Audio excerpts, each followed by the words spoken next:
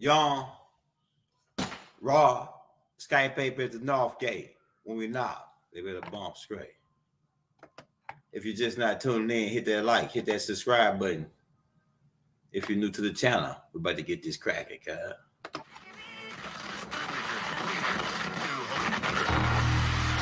And the ancestors are looking out for us. Todd Hayes is exposing them, man. Okay, you see that chair right there? See how big it is? Yeah. Now look at the Pope chair under. Scroll down, look at the Pope chair under. Never have it been made so clear. Young TV.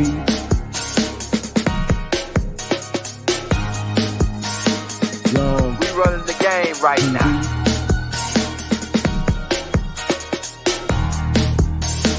Young TV. Time to take over. Young.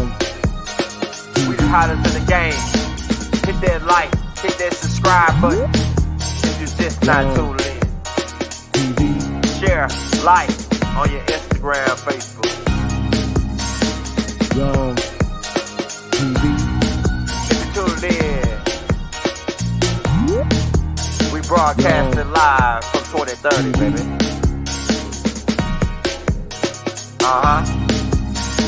Young TV.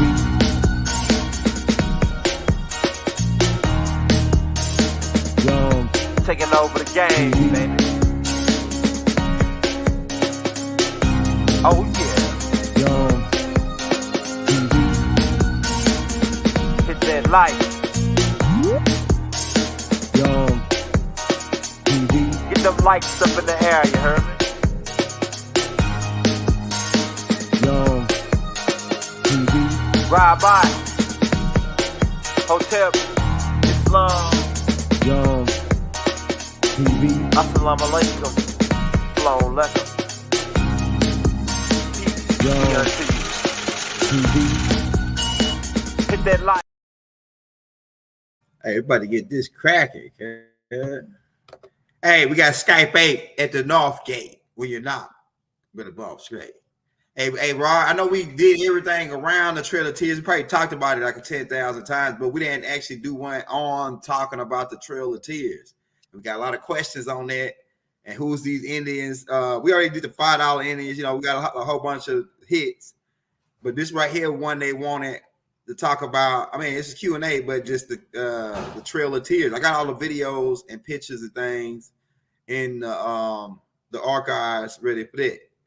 But the first question we have for you, brother, to kick this thing off, because everybody up in here is lit. Lit. Hit that subscribe. Hey, my first question I have for you: what was this all about? What started this? Why did Andrew Jackson wanted to remove these Indians, us, pretty much off our land? You know what I'm saying? Okay, so that's a good question, Elder. One thing is this: you only can get land on Earth by two means: birthright inheritance or war, conquest. Right? The dirty Moors, as we call them, were conquistadors, came over for the purpose of conquest. It's in the name conquistador.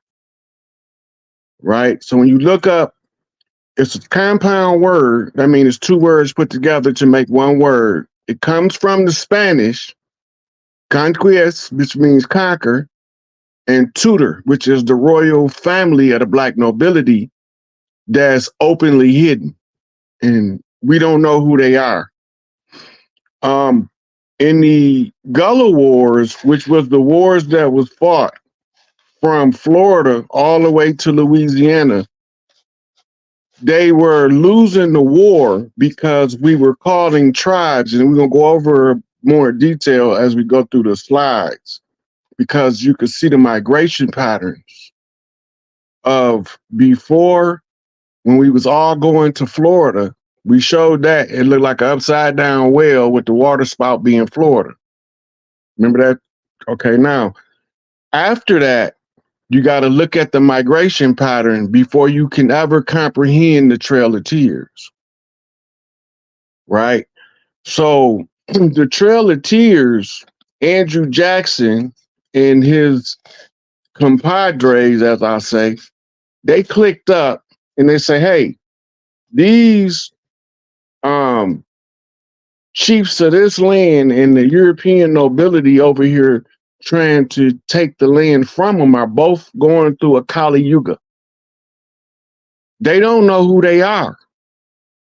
So they had this bright ass idea that since we didn't know who we were, that they would step in and just take over from the good side and the bad side.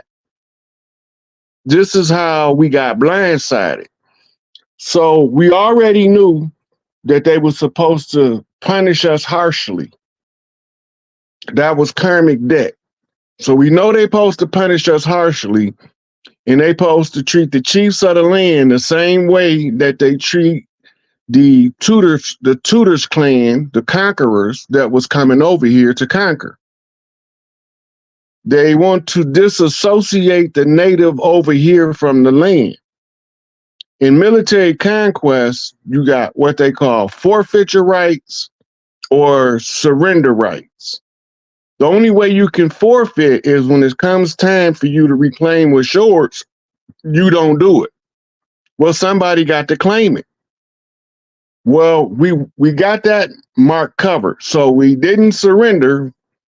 On July the 6th, we had 72 hours from July the 4th, 2019 to put in the public domain that we was exercising the blood and the right. It only take one of us. It didn't take all of us to exercise the blood right to the inheritance of the land, right? And the chief that's competent have to first give the incompetent chief the opportunity to assert their jurisdiction over the invaders, right? So with the Trail of Tears, this was created as the opportunity to switch the old Mississippians, what we call the nappy-head Negroes of the land, and replace them with Mongolians and pale faces, what we call $5 Indians. We stopped off in Georgia, Arkansas, Alabama, Mississippi, and New Orleans. This is where we was already going. But the congressional decree rendered everything that was part of Louisiana Purchase, which was west of the Appalachian Mountains and east of the Rockies, as Indian territory. So they designated it as, we know that's Indian non-treaty tribes, but they have to find the opportunity to impose upon us the jurisdiction of the invaders coming. So they started to expand beyond the Appalachian Mountains, which gave the gateway.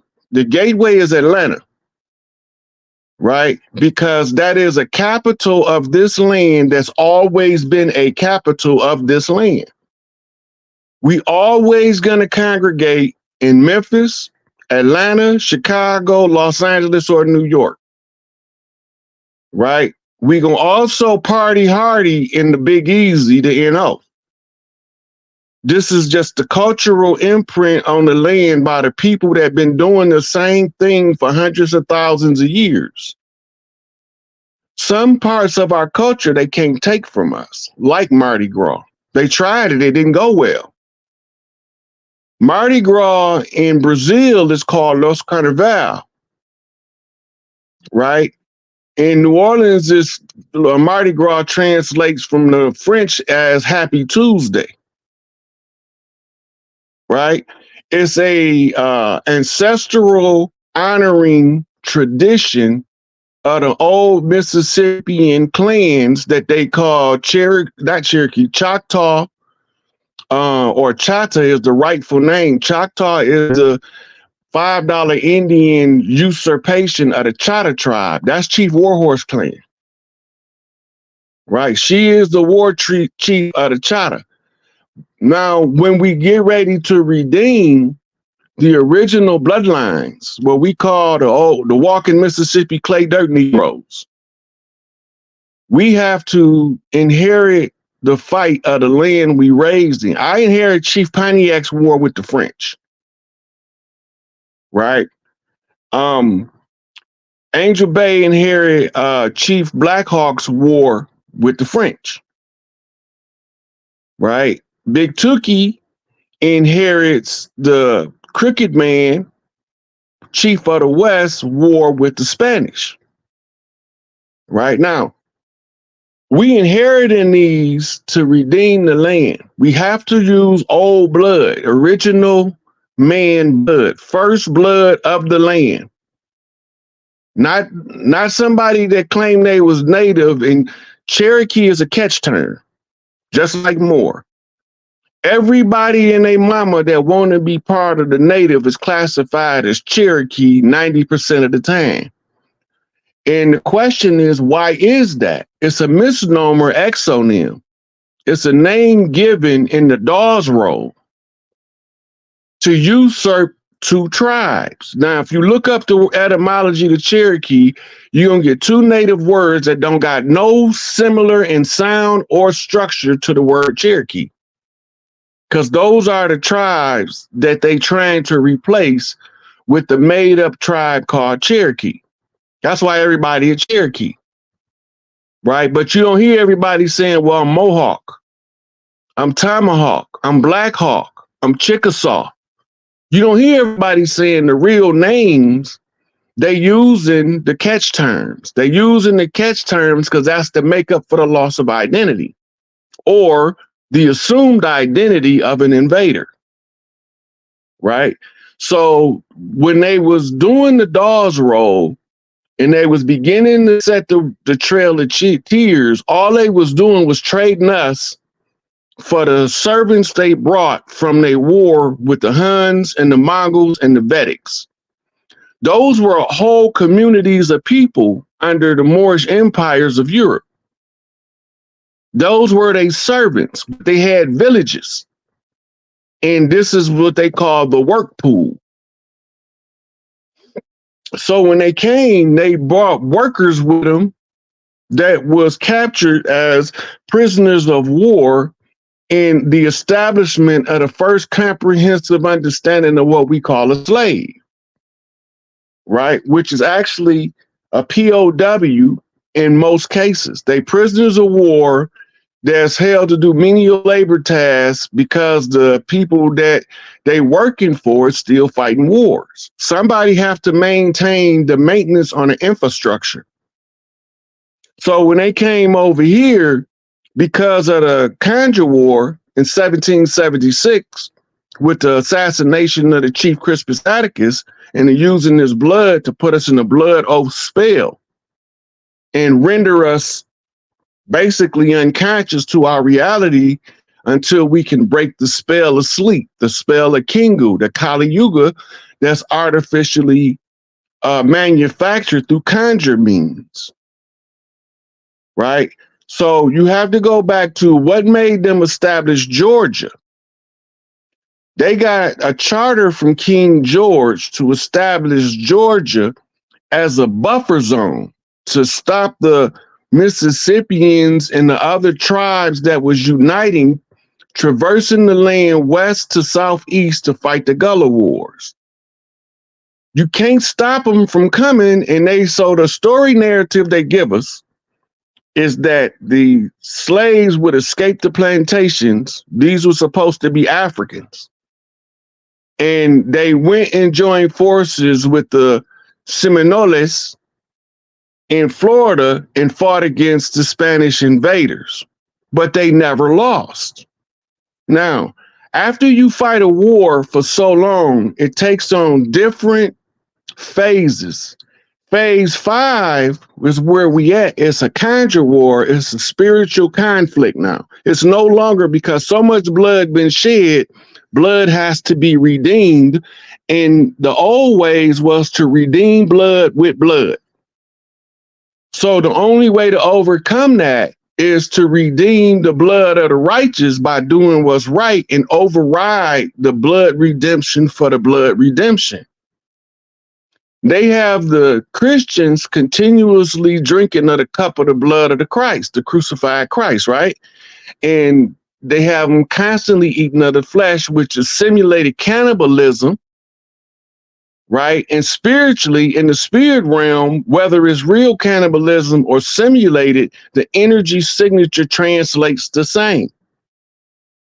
Okay, so now we have to set up a means to get the nappy head red man that look like this, that walk in Mississippi clay dirt, and these chocolate Africans, which is actually blackamoors from Europe that got exiled with the Spanish Inquisition. Once this happens, now we have to figure out a way to replace them with Mongols and Europeans from various Anglo tribes, Anglo-Saxons, and other non-melanated clans of Europe that was used as the servant class for the ones they call Jews. They not Jews. Right? The word Jew is nowhere in the Bible in its original language. Not until you get to the New Testament that they say, here lies the king of the Jews. Right? But jewels is how they got their name, because they was Europe's jewelers. But that was only one set of a series of royal families. They got different functions. The barristers was the bookkeepers for the lords, right? And the cat's paws was the fictitious royal family that was put out front to conceal the black nobility in the background.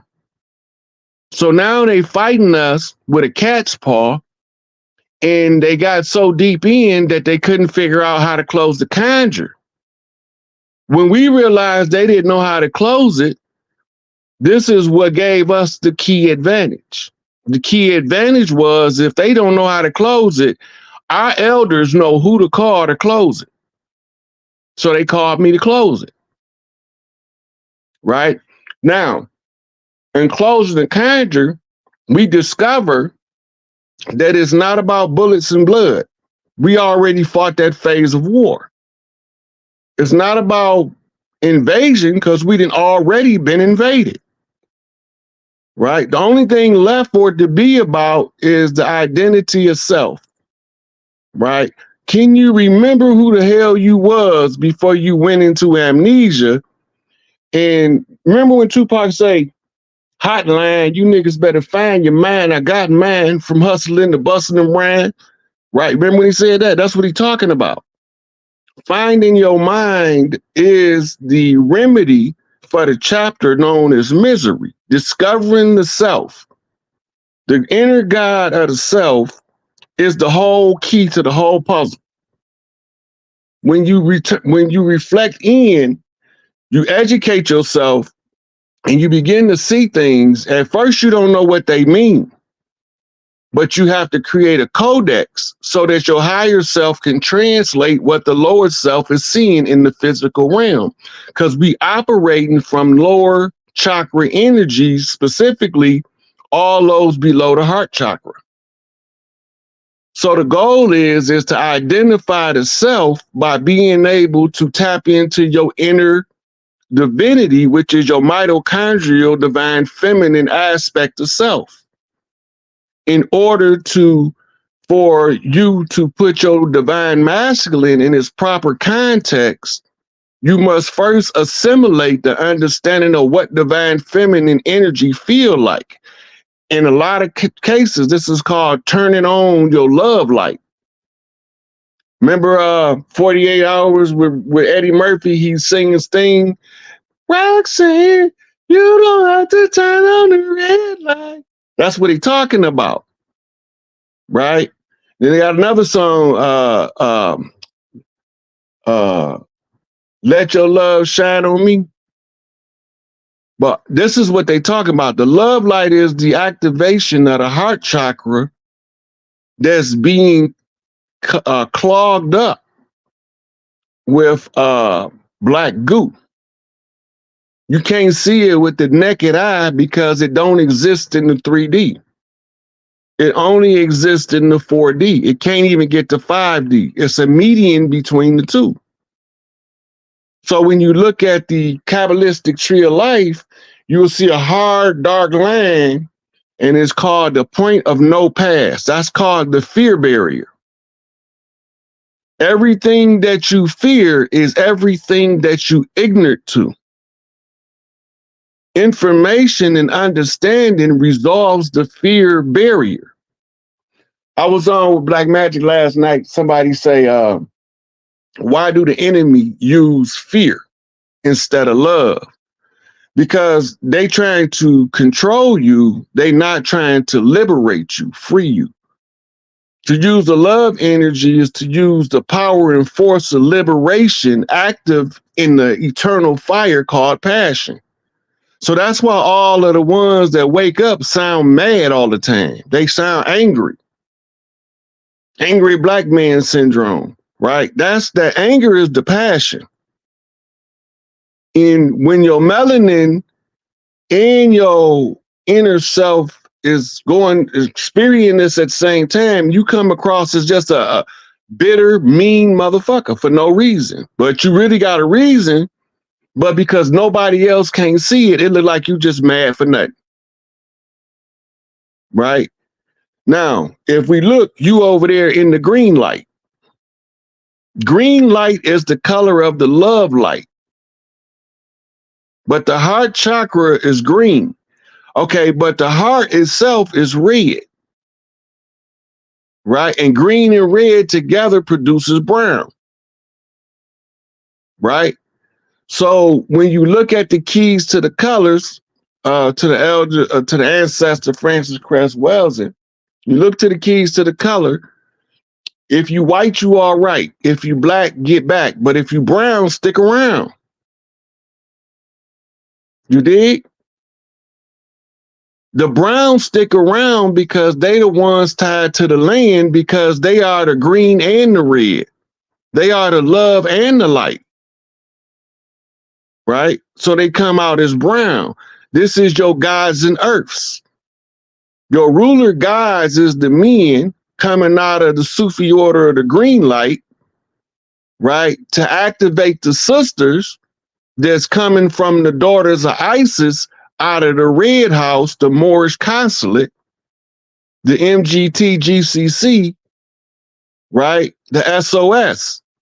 The sorority sisterhood is the reason why all of the brotherhoods is strong, because we know that if we stick together and free the sisters, we free everybody.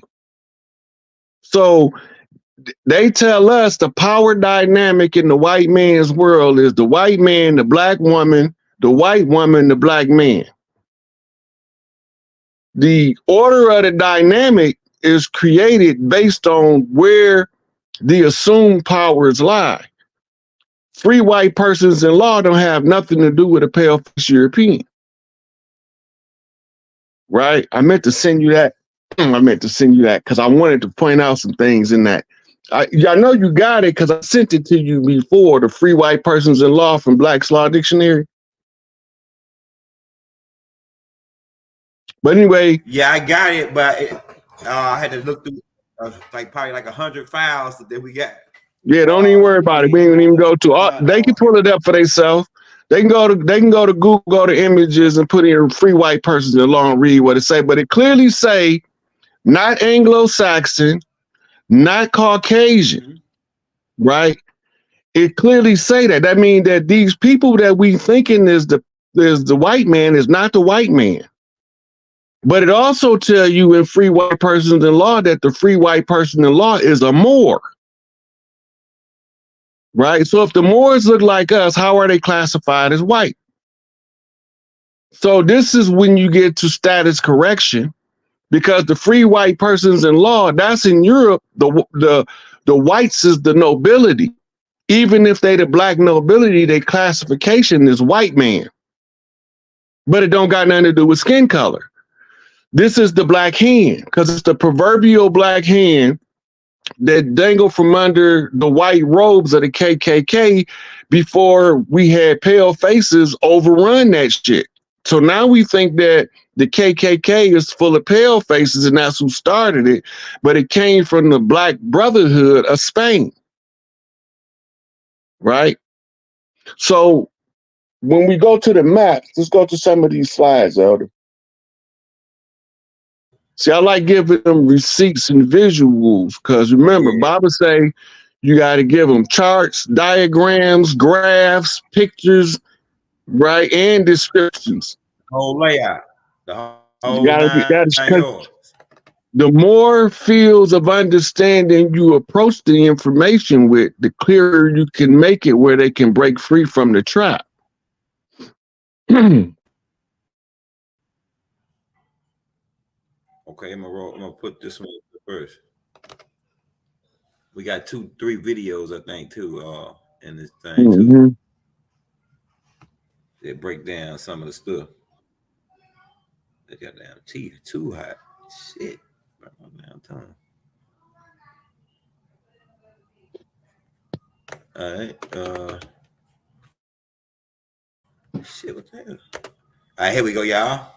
Hey, hit that like, hit that subscribe button, y'all. We about to get it cracking. You know how me and Rod do it. We the first one to start doing it. Everybody just start doing it after us. Well, we ain't the first, Elder, but we did it different than everybody else. Trail of Tears, major 5. Okay, zoom in on the bottom. The first to do it like we do it, like the actual live study. Yeah. If you can zoom in to the red portion on the bottom right of the picture, can you see those states? Right here. Can you see the name of the states under there? Georgia.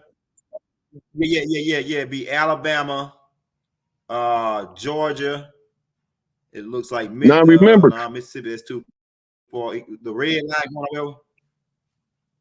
You got Georgia, Alabama, Mississippi,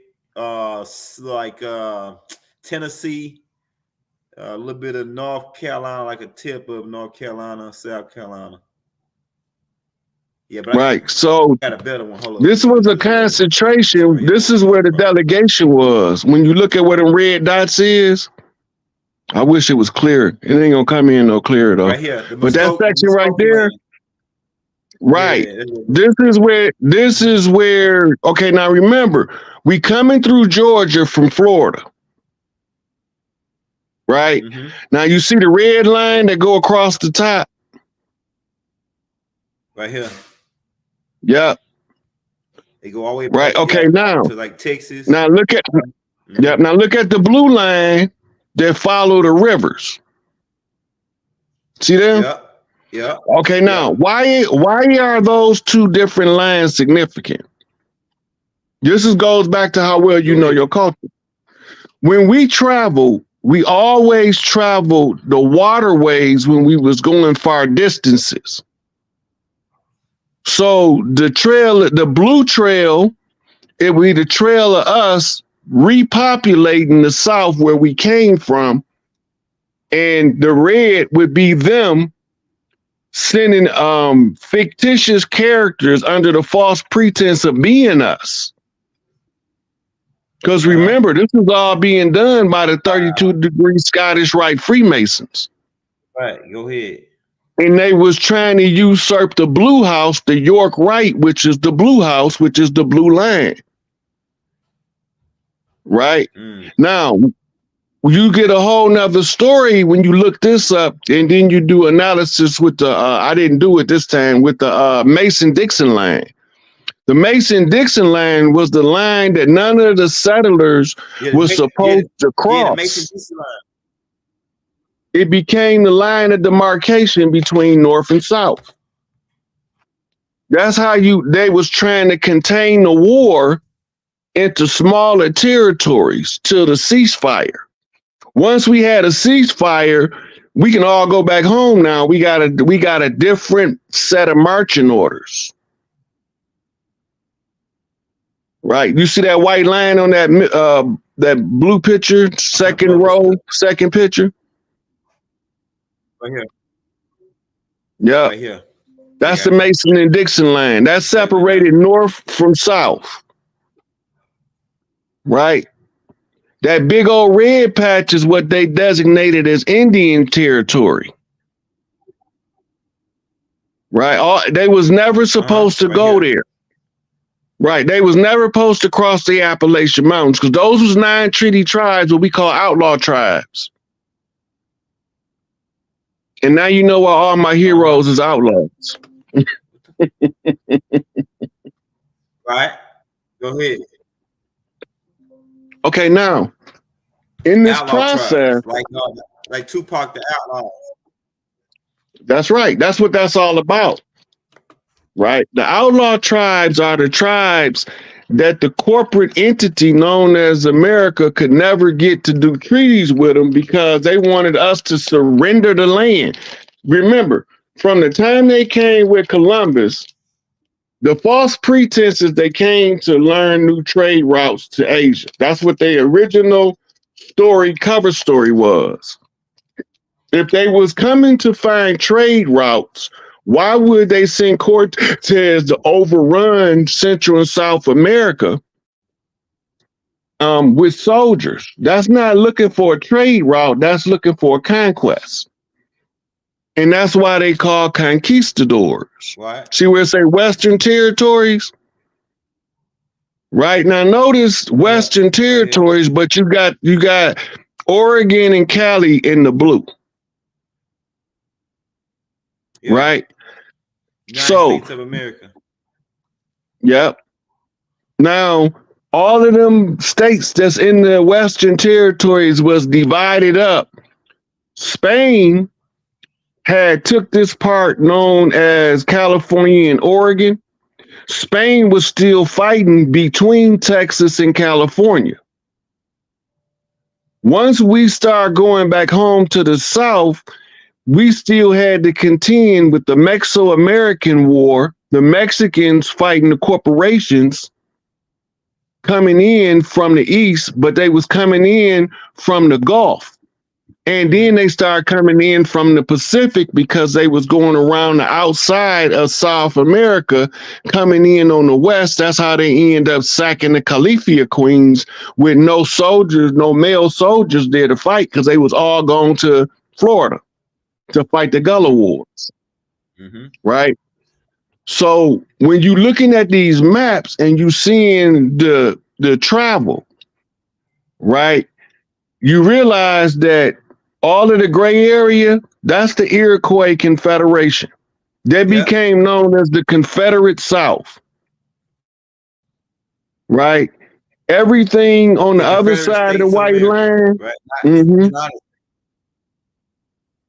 everything that's in the blue with Michigan, New York, New Jersey, all that, that was the first settlement on the East Coast that spread across the land.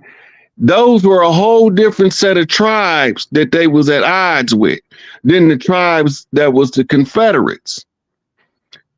So at the ceasefire, right, the ceasefire caused them to have to set up an interim government to serve as like a mediator between the two factions that's fighting the war.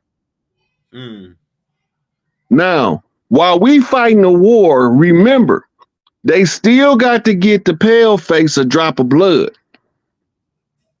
So they use the systems to do two things at the same time, to try to make us forget our birthright to the land is the most important thing they wanted to do. The second thing is to clean up the great debauchery, the genetic fuck up from the laboratories in the Middle East. We ain't from over there. Now, if you go to Google and you Google what was the oldest biblically named city, the first biblically named city in America, right? And look at the year, it's not going to be before 1492, and I'll bet my life on it. Because we didn't even charter cities. We lived in villages and townships that became converted into cities and metropolises.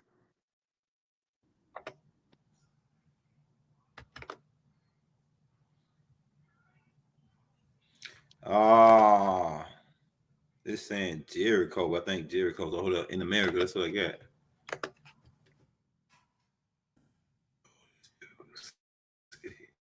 What that say? Jericho is one of the oldest continually occupied. What did it say?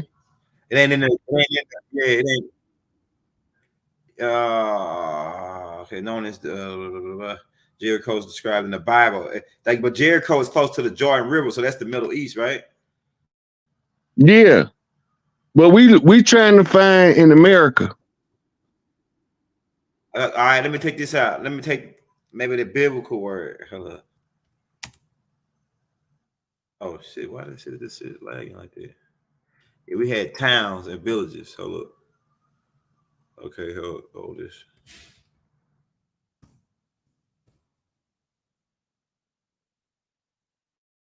St. Augustine, Florida. What year? Okay. You might have to click on it to see the year.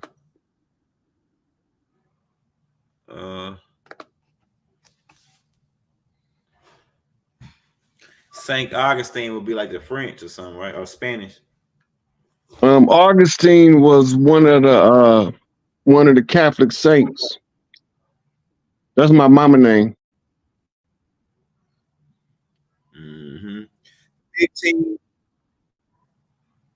Oh, hold up. I think it's 1556.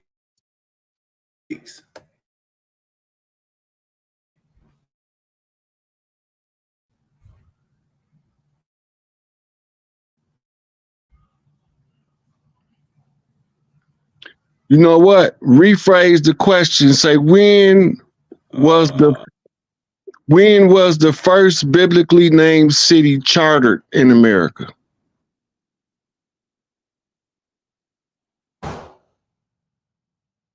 Take our oldest and put it in first. I got you. I don't know why this shit like.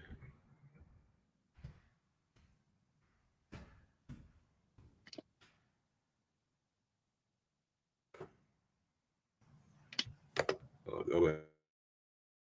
Wait. So when was it? Hey, what's that question again? When was the first biblically named city chartered? I think it's called Jericho though. I got it in my file. I should just look at it. My face might disappear for a minute while I look this up. Go ahead. This damn shit is erasing all my damn shit.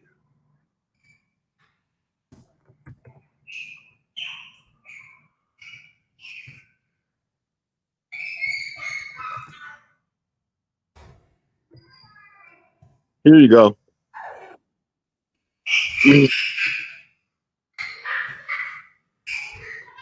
Bethel, Connecticut is the first. Nope. Bethel, Ohio, 1818. Bethel, Vermont, 1761. I'm trying to find the oldest one. Danbury, Connecticut, 1684.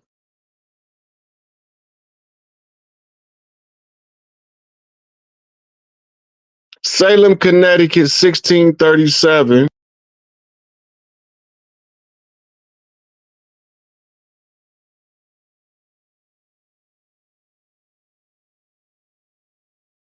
Hey, Raw, I think it is because you say biblical, you talking about the goddamn Catholics. So the Catholics brought the Bible. We didn't have no Bible over here. So they have the St. Augustine 1565 got to be the first biblical. You know what I'm saying? Like you, because there wasn't no city. It was cities back then during the biblical time, but they wasn't recorded in they shit. Besides the land, besides what Inky and them recorded, they call it over here the land beyond the Great River. You know what I'm saying? They had it's one word, but the meaning come out to the land beyond the Great River. And that's what they used to call this place over here, the land beyond the Great River. But like other than some biblical city, them niggas, that biblical shit, they brought the conquistadors, brought that over here with them. What year was St. Augustine chartered? See, the reason why I'm bringing this up, Elder, this is important. The reason why I'm bringing this up is because the people that's partially informed is trying to use this as evidence that the Bible is relevant to the people of this land. The Bible is the handbook to usurp. It's the blueprint. Once you get them into the Bible contract, right? This is your 1619 date. Once you get them into the Bible contract, you got 400 years to replace them. Remember, between the Old and New Testament is how long? 400 years, right? They call that the dark period of the Jewish faith, right? So it's 400 years between the Old and New Testament. It's 400 years where we supposed to have been in so-called bondage. All this is contractual terms. This 400 years is a contract that's in the Bible. And it's the contract for somebody to play the role of these characters in order for you to be trapped in this contract, right? So they use these biblical cities to try to prove that America is the land that this Bible is talking about, when none of that had anything to do with us before Columbus came. That's why we point out when these cities was named and chartered, because they was named and chartered. First of all, the fact that they chartered, do you even know what a charter is? A charter is a permission from the crown to perform a function, right? So everybody need a charter in order to do business with the corporation, right? As a private entity, or as a, what you would call it, as an equal in law. That means you have to assume a legal fiction in order to do business with the corporation, because man is truth and falsehood is strangely mixed, says Noble Drew Ali. What do we mean by that? The falsehood is the straw man. The truth is the true man. The true man realizes he's just in the Truman Show because the world is a stage and we are just actors. And the script that we playing out is the biblical construct. So we assume the good people, what we perceive as the good people of the Bible, never knowing that Jacob means supplanter. It's a verb. It's not a noun. It's not a name. It's a verb. It's an action. It's what somebody does to somebody else. Just like Edom. Edom is a descriptive noun. It's telling you that whoever it is that's about to be usurped is ruddy red clay dirt. That's what Edom means. Edom is also the same word for Adama, earthborn, the man of the earth. And Elijah said, we the owners, the makers, the cream of the planet Earth, God of the universe. We've been here so long, here wasn't here until we built it.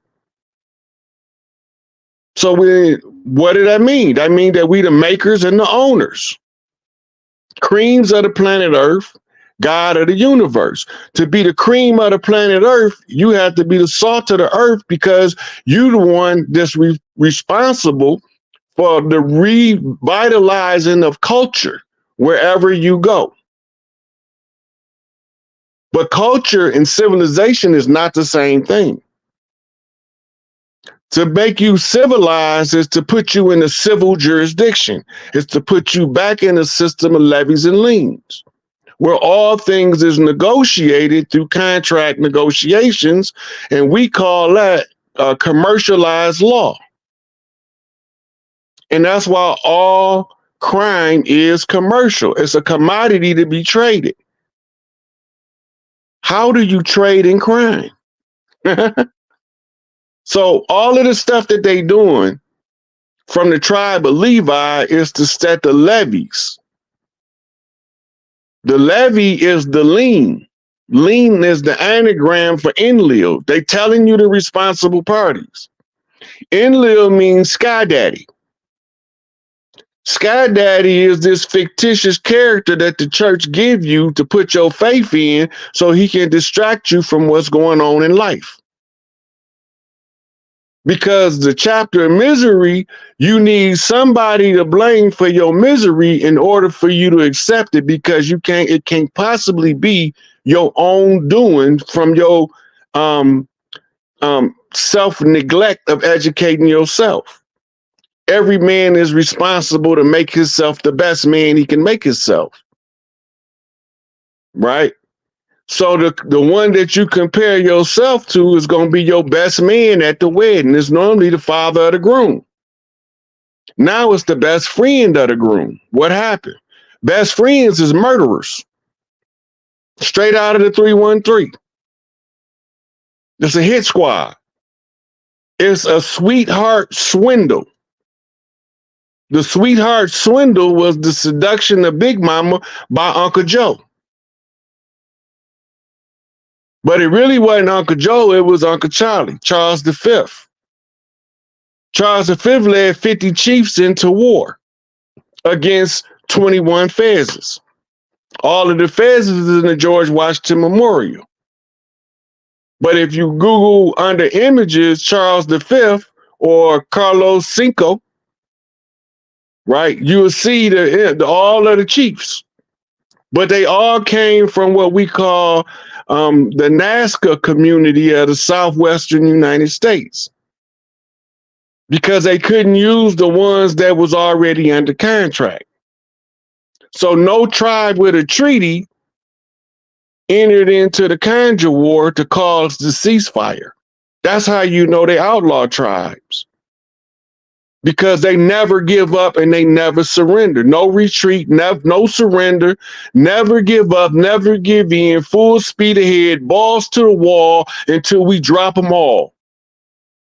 And Tupac said if we was just playing chess, this would have been over years ago, because we checkmated them 3 years ago. Right now we trying to get the imposters out, the ones that look like us, that ain't us. They put us in the condition to go harry-carry and slaughter all of the pale faces to get our shit back. And all of the time they gonna be standing next to us talking about kill Whitey, and he the goddamn white man. So ODB explains it the best when he say shame on the nick for trying to run game on a nick. And then he explains it. He said, what I'm talking about is shame on them niggas that's trying to run game on us niggas so we can think it's a racial discriminatory war so they can turn us niggas against you white niggas, right? And them niggas all the time is the niggas behind it. Chief Crazy Horse. After Right. that, they pardoned him. So I'm telling you. We had to get him out of there because they was about to come get him. He told you who it was. They say, who you think after? He say, Bush and them niggas. That's the garden plot. See, they gave us the 3 knocks that they was coming with 2 World Trade Centers in the Federal Building. We know they coming. But I got ice in my veins. I ain't gonna make my move too soon because BB King told me not to.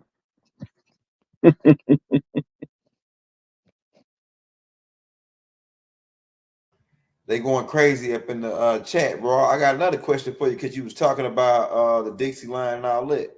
Now, so what's the deal on this? They give us a storyline with the slavery storyline that people were escaping the South to go to the North for better opportunity. Like every slave story.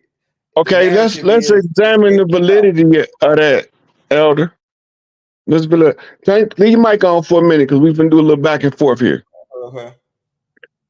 Okay, when Malcolm was telling us the difference in the racists of the North versus the racists of the South, how did he describe them? He said the racism is the same. It's just more up in North. He said the racists in the South is like the big bad wolf. You know he's coming and you know he's there. Yeah. Yeah. You said the racist in the north is the sly fox, Yeah. right? He's cunning, and he used deception. Mm-hmm. Mm-hmm. This that's important, Mm-hmm. right? Excuse me. Go ahead. Go ahead. My chronics. I need to get you some water and go to that joint. Watch that Right. drink there. So this why that become important. In Shakespeare's Merchant of Venice, Mm-hmm. the merchant is talking and he's saying that the Jew has to be like both the lion and the fox, Mm. right? And he was telling them this because he was telling him he had to be slick, cunning, sly, and deceptive like the fox. But also like the lion, he has to know when to step out front and roar, Mm-hmm. right? So they use animal names to describe themselves. My lawyer, when I was in Cook County, name was Leo Fox. Hmm. He was a Jew. Ain't that something? But he was a fake Jew, Yeah. Leo Fox. right? And I was working with another dude who's not a Jew, but his name was Leo Wolf, Would. right? I almost had to bust his head at work, Yeah. right? But these things is little subtleties in the game of the deception, Yeah. right? So now, as long as we don't remember, one of us just got to remember, just one of us, because now the one that remember inherits a responsibility. Well, none of us niggas want that shit. We want everything but a responsibility. We don't want to be responsible for me, myself, and I, so I sure as hell don't want to be responsible for all of the braves out there that's lost. Mm-hmm. But you become responsible by the fact that you know. Because our ancestors say the one that know must teach. That means it's not optional. Right. Must mean mandatory. Right? Yeah. So and now you got to find a way that's not under the control of the enemy in order for the people to be able to pull receipts and see what you're talking about. Sometimes you have to pull the receipt for them because it sounds too far-fetched. Right. The truth is stranger than fiction, right? Because everything they told us in fiction is a distortion of the truth. And it make the truth seem stranger. And now we got to remember a couple of key points. Victors write history. History is not written by the loser, Uh-huh. right? Revisionist history is written by both losers and outsiders, outside observers. Right. That's revisionist history. That's saying, hey, take another look because this is what really happened. Yeah. Yeah. Now, you also have oral traditions that's passed on in the form of epithets, common sayings, and stuff like that, or what we call codes, street codes. If you can live by the rules of the street, they laws can't stop you from doing shit. If you learn to live by the rules of the streets and you follow the code, you can because part of the code of the street is you got to be lawyer enough how to know not to step into their traps. Right. Right. So the law of the streets is the law of the land. Street knowledge is the knowledge of the people of the land. Right. This is why you need a book smart and a street smart. You can't have one without the other. Right. Right? Because the book smart is learning what they use against us. Street smart, right, is how we deal with each other on our own terms without the intervention of foreign agents. Yeah. But they're going to teach us to break the codes, to be fake.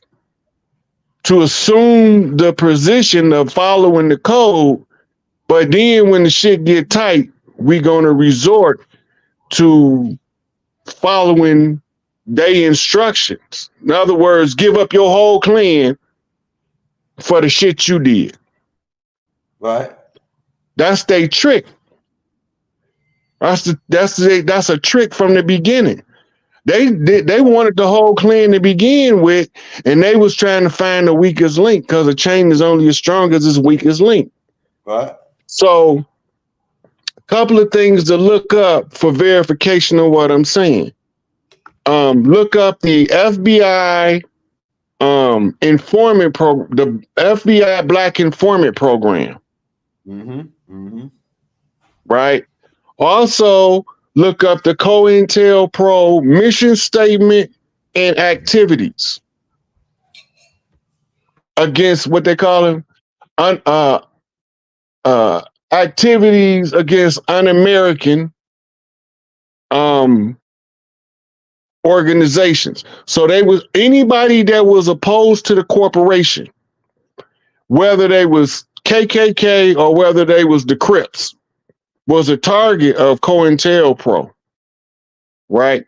They just looking for somebody organic to the land to rise up and tell their secrets to the public,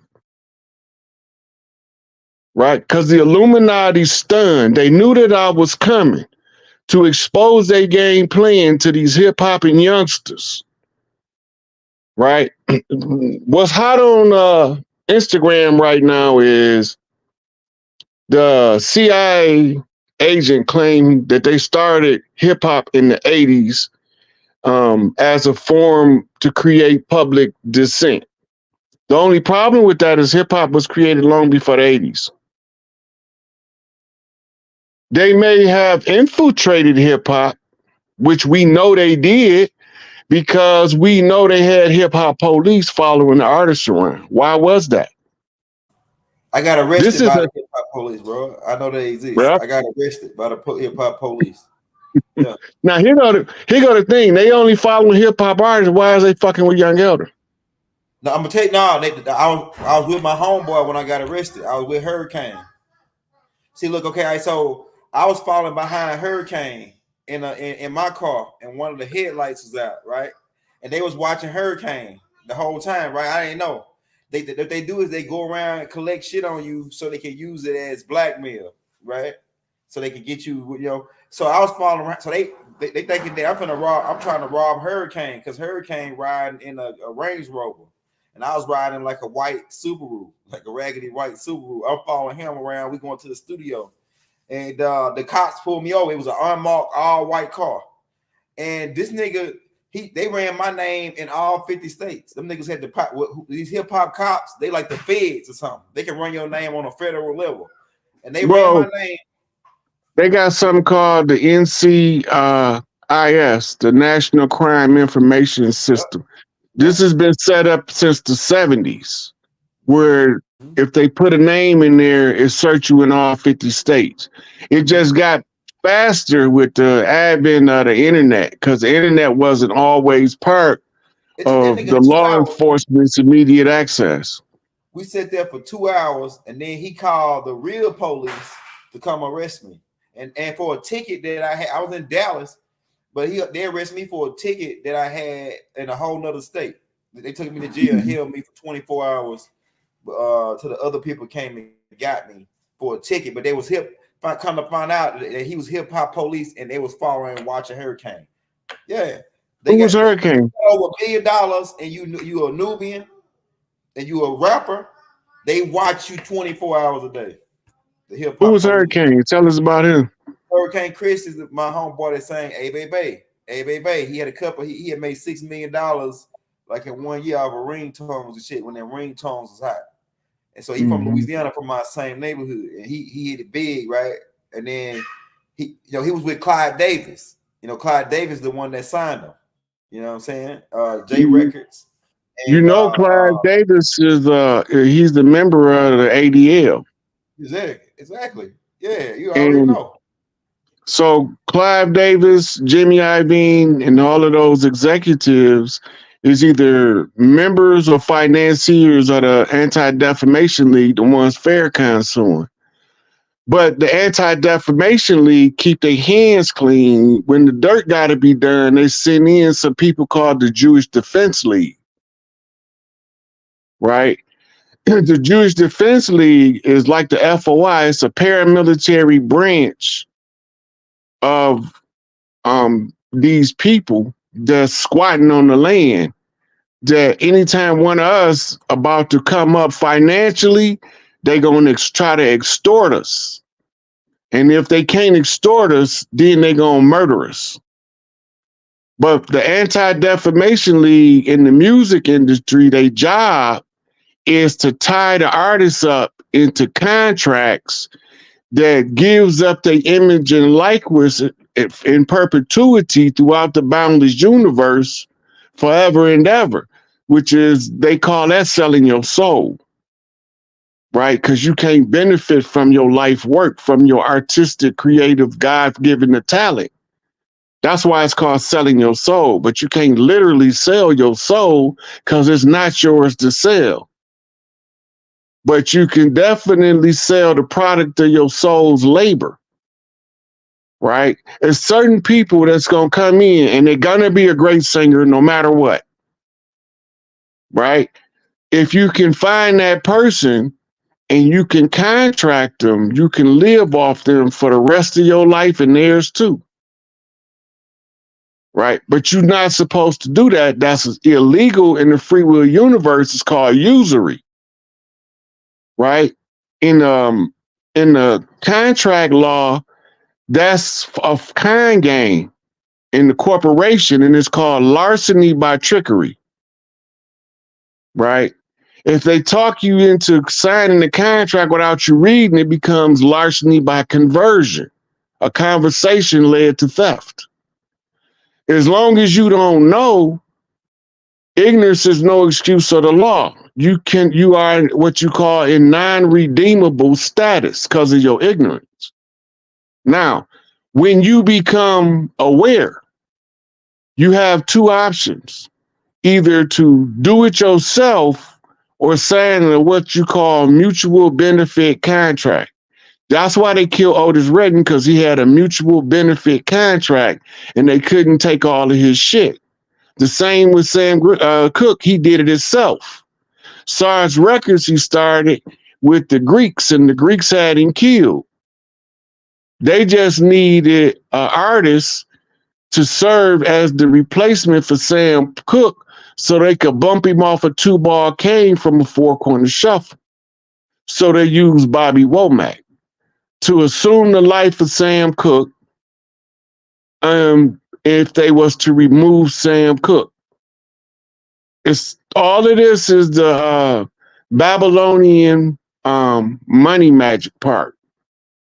It's learning to control the individual by controlling the contract. And that's why they always talking about making the deal with the devil, signing the contract with the devil. The devil just means your enemy. And anybody who settles a dispute made a contract with their enemy, even if the contract is to settle the dispute. It's still an agreement. A contract is just an agreement. Now, if the agreement is made when one party is in ignorance, as soon as he become aware of the deception in the contract, the remedy in law, so he's no longer a willing participant, is called the abandonment defense. When you discover a crime, you in the car, 5 motherfuckers finna go do a murder. You jump out the car and say, I ain't finna be number 6. Right? They go on and commit the murder.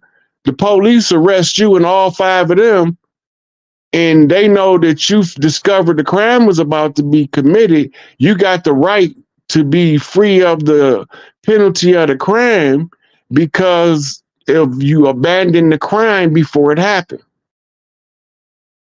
right? Or during the process of it about to take place. When you realize what was going on, you cease and desist it.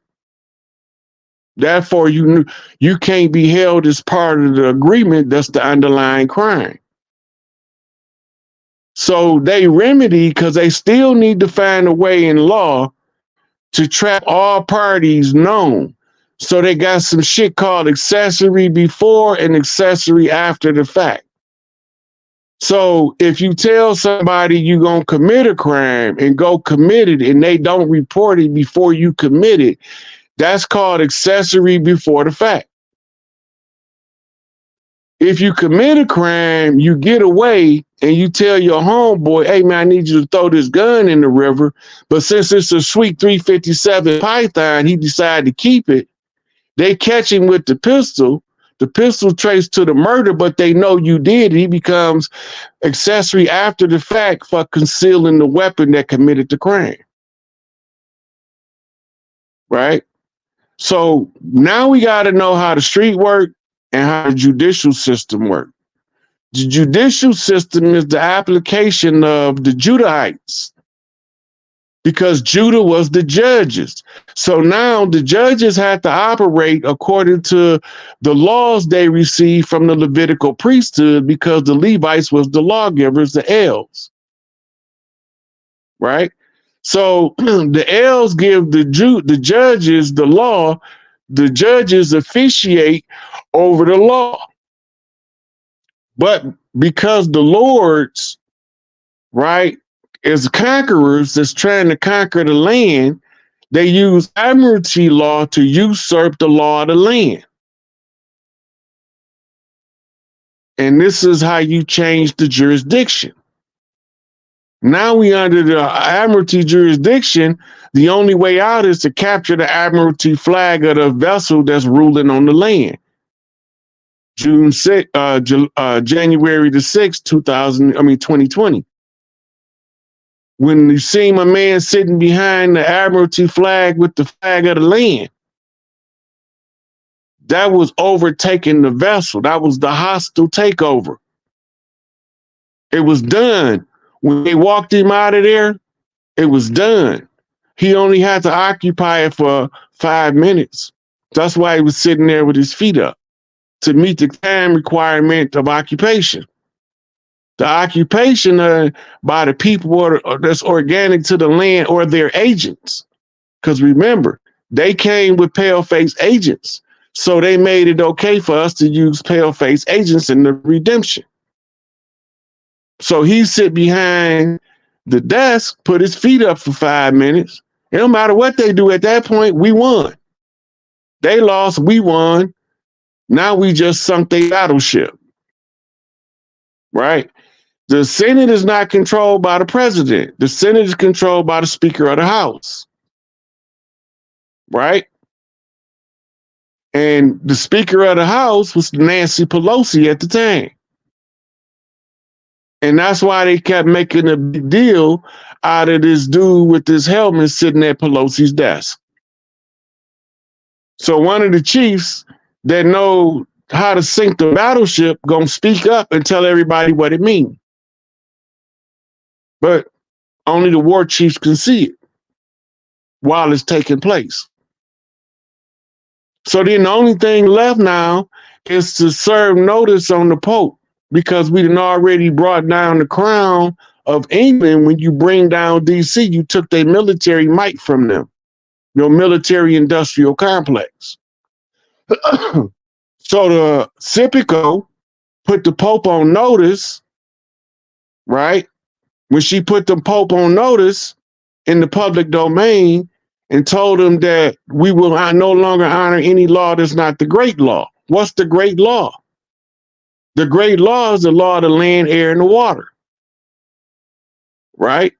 So since we no longer under admiralty jurisdiction, and we following the law of the land first, and the law of the air second, and the law of the water becomes third. That flips us from being AWOL to operating in law. Right? AWOL means it's a military term, absent without leave. The reason why they can assert their jurisdiction is because Big Mama seat is empty. She's AWOL. The only way to reseat her is to take the AWOL and flip it and to the LAW, land, air, and water. Right? So we changed the jurisdiction by following the steps. Now what's next? We have to serve eviction and protest against the discovery doctrine that allowed the settlers to come here. We reverse engineering everything they done. So we sent in ceremonial Muskogee Creek in Atlanta at the Trail of Tears gateway, right? Because everything that follows the Trail of Tears is thereby put on notice. Notice the agent is notice the principal. By putting Atlanta on notice, serving eviction and protesting the doctrine of discovery, the Pope response was what? Rescind the doctrine of discovery. That's equivalent to pulling the rug from under them. Because everything that they did, all building blocks of their entire construct, is hinged on the doctrine of discovery and the white man's burden. Right? And it was all military conquest derived from Roman doctrine that was negotiated on the Senate floors of Rome for global conquest before the close of the age in order to seize earth as the holdings of Yahweh. So Yahweh is fighting Inanna or Isis. Genesis is the genealogy of Isis, or the beginning of Isis's war. And they said that enmity would be between her seed and his seed, right? Eve, Hawa, tribal leader, feminine. Adam, Adama, earthborn, masculine. They will turn the men against the women and the women against the men that's of the earthborn who follow the matriarchy. Right? And when they do this, what's going to be the side effect? Right? She's going to travail in childbirth, labor pain. That means struggle, painful struggle, aka the chapter of misery is initiated. So because the divine providence placed us in the chapter of misery, this is when the universe is constricting. Now we're talking something in science called red shift, blue shift. Expansion and contraction. In the contraction comes the pain caused by the restricting of the muscles, right? At the end of the labors, it produces the child, and the labor pains are no longer. Labor is done. The child is here. So this is the close of the age. To make the people aware of a new beginning by explaining to them what happened in the old world that make it have to come to an end. They turned us all against each other. In everything they made us have vehemently opposing ideologies to fight over so that we can't never see who's controlling us from behind the scenes. The Wizard of Oz, that little man behind the curtain. You mean this motherfucker was running the show? And it was that little motherfucker running the show the whole time. Sort of like a pink in the brain type of thing. Almost. It's always the smaller. It's always the smaller guy because running the crew. Like Jake Prince, he's short and he got all these big niggas around him. You know what I'm saying? Yeah, but he the brains or whatever. That's called the Napoleon complex. Yeah. Hey, right. Roy, so we want to hold them long. We got. Let's take a couple questions before we cut out. And do we take about 3-4 questions? Yeah, because we wanted to hit at 9:30. Okay. Yeah, y'all got any questions for Rod? It says, what should we look forward to for 2024 as far as this information, Rod?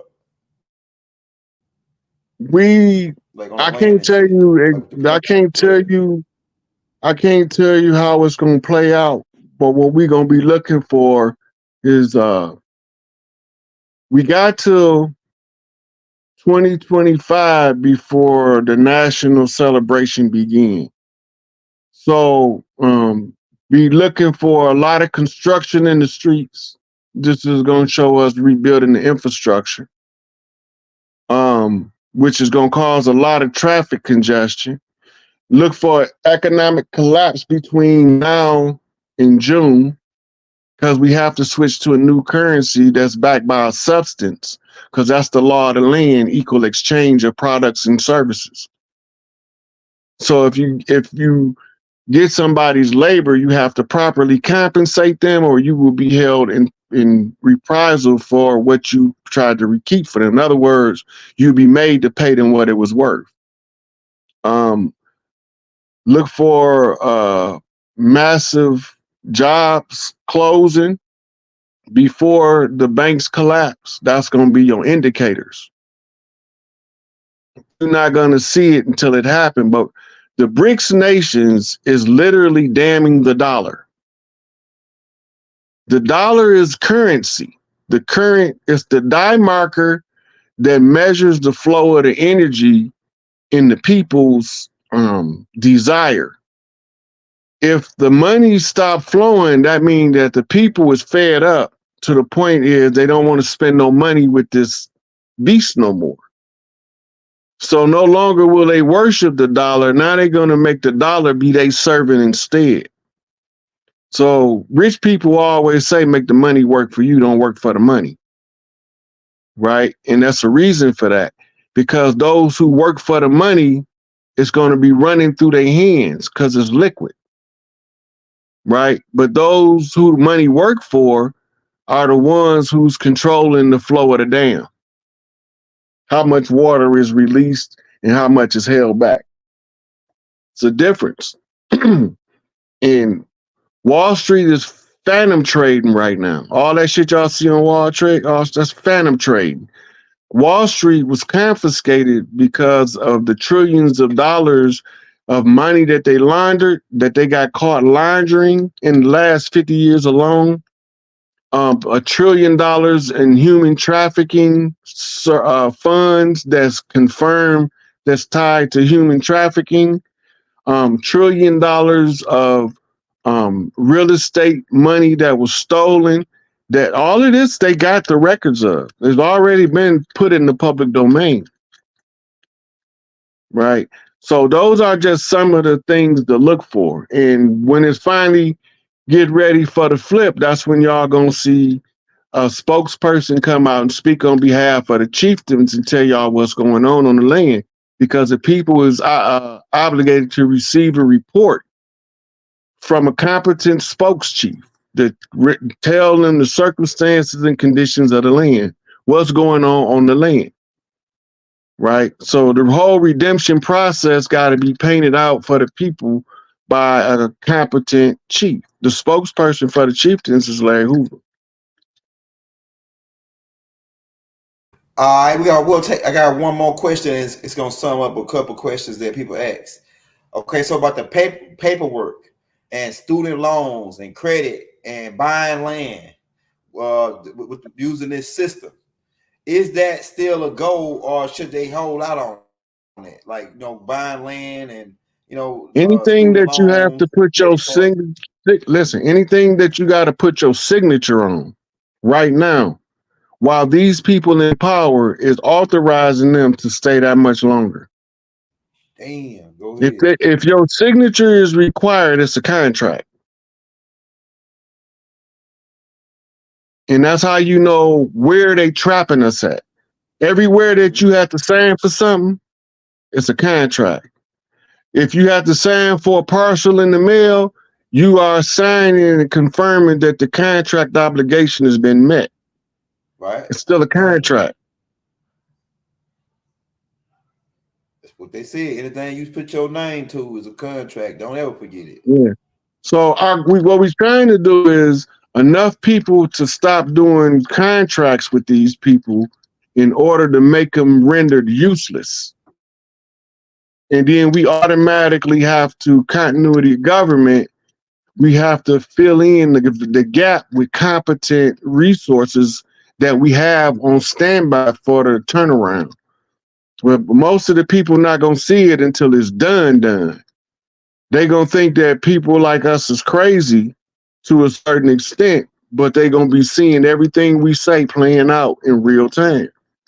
Because it's it. It's all over with now. We just trying to get the critical mass on the 100 monkey effect. Right? Well, because there's so many people, it take more than 100. But the concept is the same. It's enough to effectively inform the universal mind, the great egregore. We got to do a show on that too, the egregore, so people can understand it better. But this is how you changed something for good and for real, right? There's a difference between doing surgery to get the bullet out and putting a Band-Aid on the bullet wound. We doing surgery to get the bullet out, so it's going to be way longer than putting the Band-Aid on the bullet wound, but your chances of survival going to increase exponentially. So at the World Fair, also scheduled for 2025, this is when all the medical discoveries and other discoveries, I'll put emphasis on the medical discoveries because they're going to unveil the med bed and the healing pods or the healing chambers. The healing chambers is old Atlantean technology to do maintenance on the physical body, right? The body, we supposed to live 1,000 years, but they maimed our DNA. So now the code for the new DNA got 13 strands worth of DNA summed up in 2 strands. That's called evolution. That's how your 1957 Chevy turned into a 2000 Chevy Caprice. Right. Right. More streamlined, more functional, smaller, less lighter, so it will burn less gas, more efficient in engine, more efficient in transmission. It's a different car, but it come from the original design, was all big and clunky, 13 strands. You don't need all that if you know how to program the system now. The upgrades allow you to have the same value where you no longer need a barotheric gland. Nature will compensate for the lost organ in order to give the function to a different organ. So everything, the barotheric gland is going to be reassigned to the pituitary and pineal glands, right? And that way your third eye go back to being your first eye, and your 2 eyes allow you to focus in your first eye on a 3-point conversion, what we call triangulation, the Lucifer lens. You can flip it upside down and turn it correctly, and now you can see it for what it is instead of what they told you it was. Mm-hmm. Mm-hmm. Hey, well, I think we'll take one more. We got 7 minutes. We like to go to that 1:30 mark. Somebody asked, we'll take one more. It says, what's going on? Man, that shit move fast. Okay, what about Agenda 25? You know anything about Agenda 25, Rod? Look, there's so many agendas. There's so many agendas. But the only agenda now is the matriarchal agenda. Don't no other agenda matter except the matriarchal agenda. Deja vu. Everybody got an agenda. They playing and Big Mama playing. And Big Mama put the whole plan together from the beginning, so you're not going to outplan her. Right? So while they got their agendas, just know that if it ain't the matriarchal agenda, it's some bullshit. It ain't going to survive unless it go through the matriarchy first. That's the great filter for the new age. We got 7 generations of offspring to prepare for to set up the best possible development for the golden age. So whatever Agenda 2030, Agenda 2025, Agenda 2027, Agenda 2050. They can agenda, wipe, swipe, and flush. None of them matter if they don't go through the matriarchal agenda. And the matriarchal agenda is to give our children the best chance for a future free from war, bloodshed, and child sacrifice of all forms. Yeah, let's get it. And we could drop the mic and walk off stage at that one. Hey, y'all, hit that like button, hit that subscribe button. If you want to show the brother Roy Hayes some love on the Cash App, we got his Cash App right there on the screen, y'all. Everybody send him some money. We got like 1,000 and some people in here. Everybody send him $1 and put him in the game, man. Right now. I'll be on House of Reawakened Minds with Dr. G tomorrow, catching up. I don't know what she's gonna ask me, but yeah, I like her show. Yeah, I stay ready, so I don't gotta get ready. Yeah. So Yeah, that's so, I'll be on her show tomorrow. Tune in to Dr. G. Tune in to Dr. G tomorrow. Roy gonna be on Dr. G tomorrow. I like Dr. G because I'll be sitting there when I be driving and listen to all those Taj Tariq Bey tapes on there. Man, Taj be trying to tell y'all how to read the code. He be giving y'all so many jewels and they be missing it, but it don't matter now because the exit strategy he gave us for when the contract was active is no longer valid. It's expired. It ain't that it's wrong. It's just that it's expired now. The end. No más. It's over. Dia de Muerte. The Day of the Dead. That's a done deal for all of what he's been teaching for all these years. He taught it till its conclusion. In other words, he filled the cup up. Now I come to kick the cup off the table so we can get on about our business. Yeah.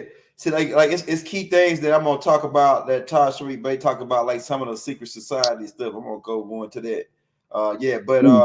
How they set up these different orders to usurpers. Yeah, we're gonna get into that. But yeah, all of it plays a part. But we at this point now, we don't want no more deals. We don't just run our goal and kick rocks. Run that goal and kick rocks, partner. That's all I'm saying. Yeah, so so we can free the leprechaun. Yeah. We can free the leprechauns and bring me my pot of gold. Yeah. We don't want no more deal with the devil, my nigga. That's it. That's a wrap. We went hoodwinched and bamboozled. God damn it. All right, we out, y'all. Hey, y'all. Shalom Aleichem. Assalamu alaikum. You know what I'm saying? Peace be unto you. Hotep. Divine love throughout the boundless universe to all. Wadu. What do? Hit that mic, y'all.